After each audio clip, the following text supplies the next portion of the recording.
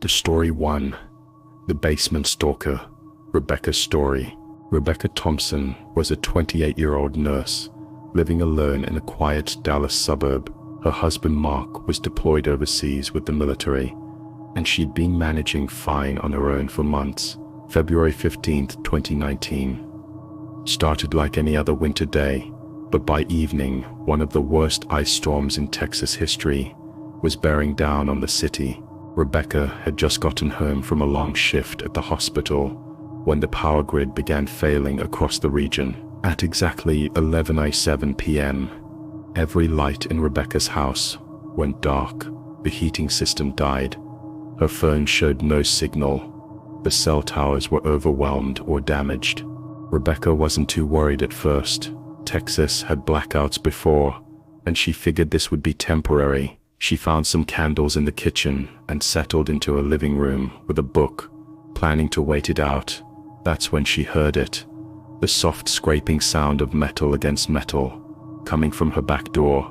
At first, Rebecca thought it might be a tree branch blown by the wind, but the sound was too rhythmic, too deliberate. Someone was working on her lock with tools, professional tools. Rebecca crept to her kitchen window and peered through the blinds.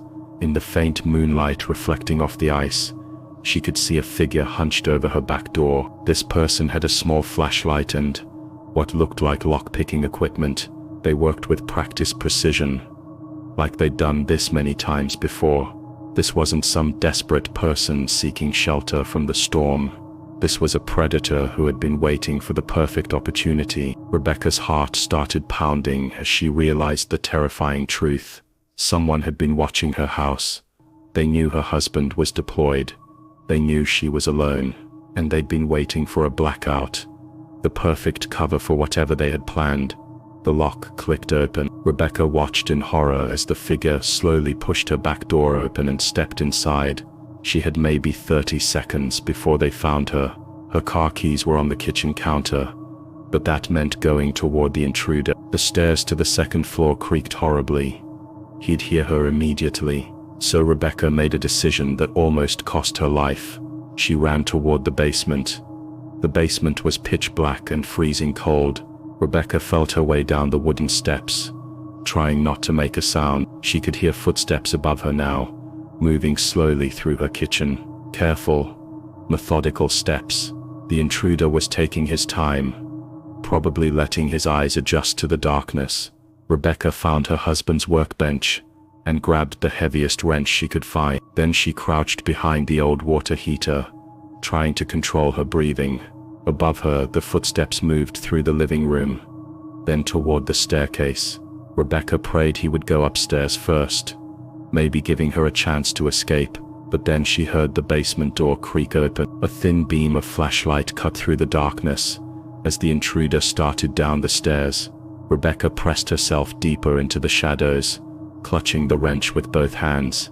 As the flashlight beam swept the basement, Rebecca saw something that made her realize this wasn't a random break-in. On the concrete wall, written in white chalk, was her name, Rebecca, in large block letters. Below that was her husband's deployment schedule, dates that weren't public information, and scattered around her name were the words "soon," written over and over again in different sizes. This person had been in her basement before, multiple times. They'd been coming into her house while she was at work, studying her life, planning for this moment. They knew her schedule, her habits, her fear. They'd been preparing for the night when she would be completely alone and helpless during a blackout. The footsteps were getting closer. Rebecca could hear the intruder breathing now, slow, excited breaths, like someone savoring a long-anticipated moment. The flashlight beam was methodically searching every corner of the basement. Rebecca knew she had maybe seconds before she was discovered.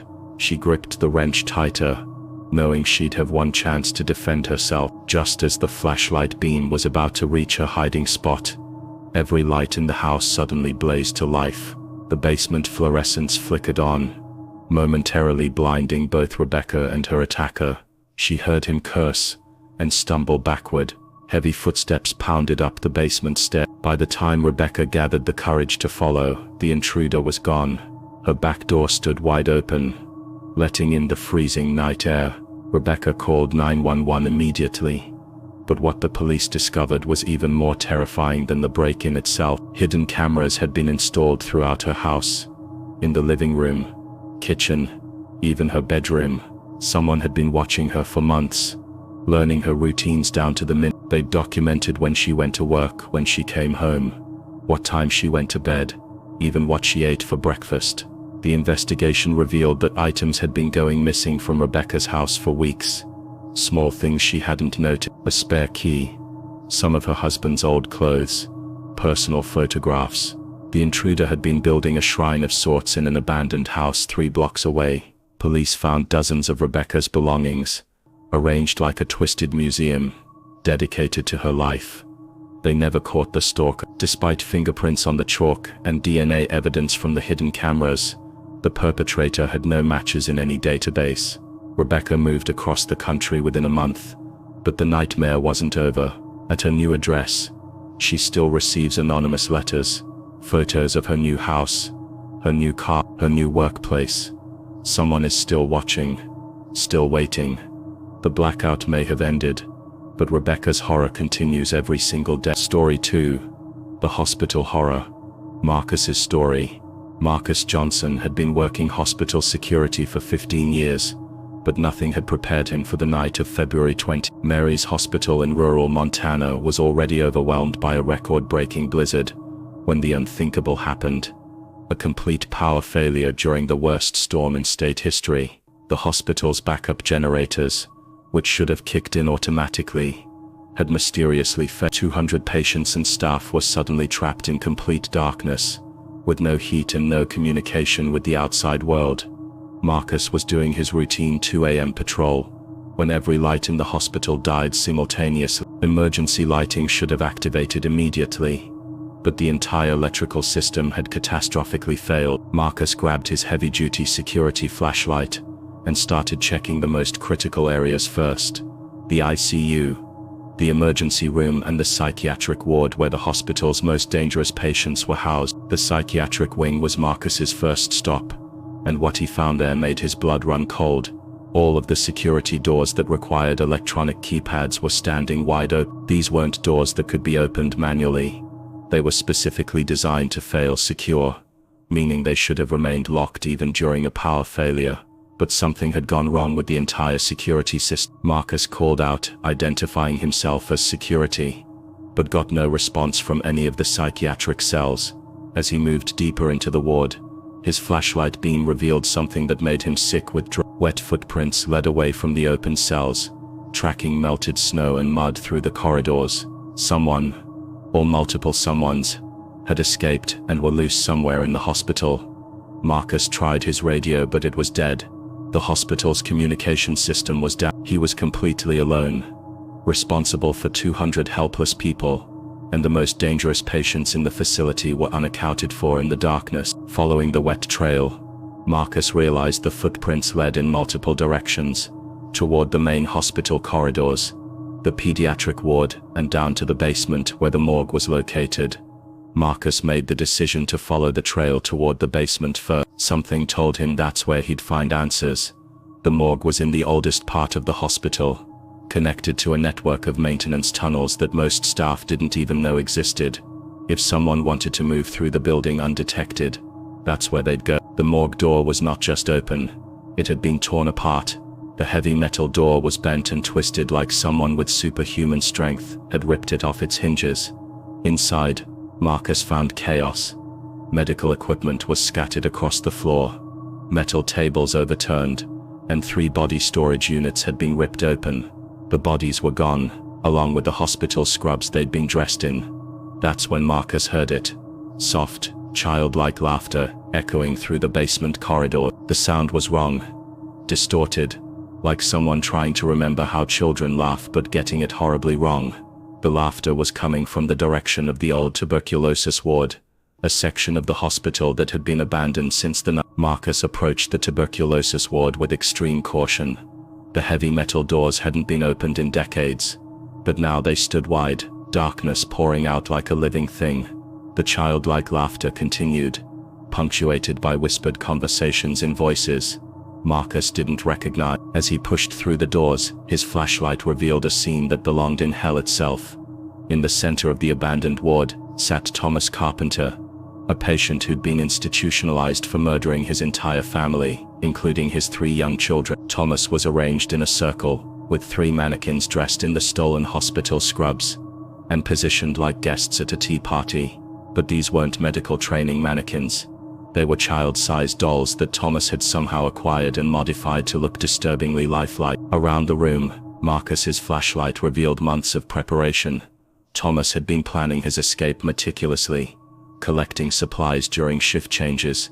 When he was allowed limited movement for medical appointment, he'd stolen maintenance uniforms, keys, medical equipment, and most disturbing of all, personal items belonging to hospital staff and patients. Thomas looked up at Marcus, with eyes that reflected the flashlight beam like an animal. He smiled, a cold, empty expression that made Marcus's skin crawl. "I've been waiting for a night like this," Thomas said conversationally, as if they were old friends. "When the lights go out, people show their true self. When there's no one watching, no cameras recording, no alarms to summon help." Thomas explained that he'd been studying the hospital's emergency protocols for months. He knew exactly what would happen during a power failure, and had been sabotaging the backup systems bit by bit during his supervised medical appointments. The mannequin tea party was just the beginning, practice for what he really wanted to do. "The children's ward is so quiet tonight," Thomas continued, standing up slowly. "All those little ones sleeping peacefully, trusting that the adults will keep them safe. But the adults can't see in the dark, can they, Marcus? They can't protect what they can't see." Marcus realized with growing horror that Thomas's ultimate target was the pediatric ward. The mannequins were practice dolls, rehearsals for the sick games. Thomas wanted to play with real children who couldn't fight back. The blackout wasn't just an opportunity, it was Thomas's Christmas morning. What followed was a 3-hour cat-and-mouse game through the darkened hospital. Thomas knew the building better than Marcus did, disappearing into maintenance shafts and abandoned rooms whenever Marcus got close. The escaped patient would taunt Marcus over the hospital's PA system, which somehow still had battery power, describing in detail what he planned to do to the sleeping children. Marcus's military training kicked in. This wasn't just hospital security anymore. This was He armed himself with a fire axe from an emergency station, and began systematically clearing the hospital room by room. Every shadow could hide Thomas, every sound could be a trap, and all the while, Marcus could hear Thomas's voice echoing through the corridors, getting closer and closer to the pediatric ward. The final confrontation came when the backup generators finally roared to life at 5:07. As emergency lighting flickered on throughout the hospital, Marcus found Thomas in the children's ward, standing over the bed of a sleeping 6-year-old girl with a stolen scalpel raised above his head. Marcus's fire axe caught Thomas in the shoulder, spinning him away from the child just as the blade was descending. During Thomas's arrest, he revealed something that still keeps Marcus awake at night. Thomas wasn't acting alone. There was a network of institutionalized patients across multiple hospitals who communicated through coded letters and shared information about security weaknesses, emergency protocols, and opportunities for escape. They called themselves the Darkness Watchers, predators who specifically planned for disasters and blackouts when society's protections would fail. Thomas had done this before, at other hospitals during other emergencies. The mannequin collection wasn't his first. Marcus learned that several unexplained deaths at psychiatric facilities during past power outages might not have been accidents after all. Thomas and his network had been using chaos as cover for murder for years, and no one had connected the pattern until now. Story 3. The Neighborhood Hunters. The Wilson family. Tom and Linda Wilson thought they lived in the safest neighborhood in Phoenix, Arizona. Their quiet subdivision of Maple Heights was the kind of place where kids rode bikes until dark and neighbors knew each other's name. But on Halloween night 2020, the Wilson family discovered that their perfect neighborhood had been hiding a nightmare that would destroy their faith in humanity forever. October 31st, 2020 was supposed to be special. Their 3 children, Emma, age 12, Jake, age 9, and little Sophie, age 6, had been planning their Halloween costumes for weeks. The neighborhood always went all out for trick-or-treating, with elaborate decorations and generous candy distribution. But at 8:13 p.m., just as the evening was reaching its peak, Hurricane-force winds from an unexpected storm system knocked down power lines across the entire subdivision. The blackout was total and immediate. Every house on their street went dark simultaneously. Tom, a former Marine, wasn't immediately concerned. Arizona had weather-related outages before, and he figured power would be restored within a few hours. The kids were disappointed about missing the rest of Halloween, but Linda suggested they could go trick-or-treating the next day if the power was still out. At first, the neighborhood seemed to be handling the blackout well. Tom could see flashlight beams moving between houses as neighbors checked on each other. Some families with generators were sharing power with elderly residents. It looked like a community coming together during a crisis. But at 10:47 p.m., Linda noticed something that made her uneasy. Looking out their front window, Linda saw figures moving between houses in patterns that didn't seem random. These weren't neighbors helping neighbors. These people moved with military precision, using hand signals and coordinated timing. They wore dark clothing and seemed to be avoiding the houses where generators were running and people were still awake. Tom grabbed his binoculars and watched from their upstairs window. What he saw made him immediately try to call 911, but the cell towers were overwhelmed by blackout-related calls. The figures weren't random troublemakers or teenagers pulling pranks. They were an organized team, and they were systematically targeting specific houses in a coordinated operation. Tom watched in horror as the team surrounded the Henderson house 3 doors down. The Hendersons were an elderly couple with no generator, probably already asleep. Within minutes, the team had forced entry through the back door. Tom could see flashlight beams moving through the Henderson house, and then the team emerged carrying what looked like unconscious bodies wrapped in blankets. Mr. and Mrs. Henderson and their visiting grandson were loaded into a dark van that had been parked in the shadows with no light. The entire operation took less than 10 minutes and was executed with military precision. Tom realized with growing dread that his family had just witnessed a kidnapping, and their house was probably next on the list. Through their bedroom window, he could see figures positioning themselves around their property. At least 6 people were taking strategic positions, 2 by the back door, 2 covering the sides of the house, and 2 watching the front. Linda gathered the children in the master bedroom closet, while Tom armed himself with his service pistol and took a defensive position.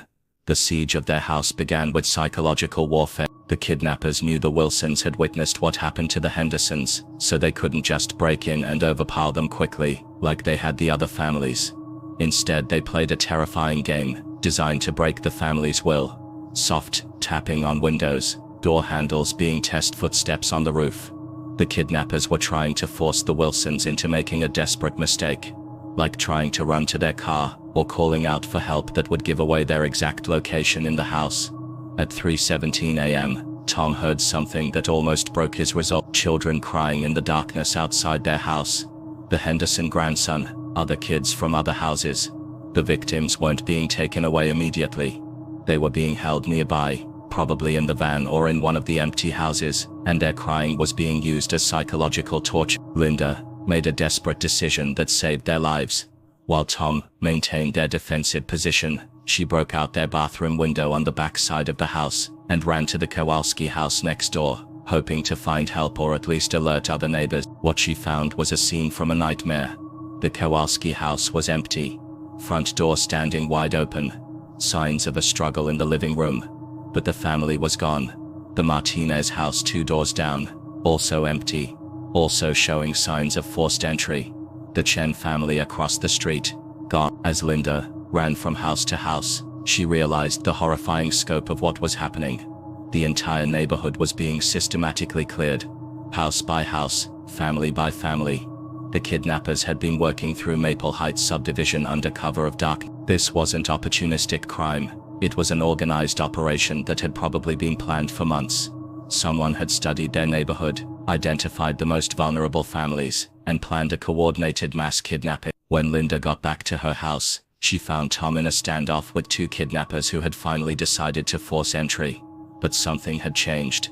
Police sirens were wailing in the distance. Someone else had managed to call for help. The kidnappers' window of opportunity was closing rapidly, and they were getting desperate and sloppy. The final confrontation was brutal. The kidnappers had planned for quick, silent operations, not extended resistance from trained military personnel. Tom's combat experience and Linda's quick thinking had disrupted their timeline and forced them to take risks that exposed their operation. When police finally arrived, they found a scene that shocked even veteran officers. 7 families had been kidnapped from Maple Heights subdivision that night. The investigation revealed an organized human trafficking ring that had been operating across Arizona for years. They specifically targeted blackouts, natural disasters, and other emergencies when communication systems were down and emergency services were overwhelmed.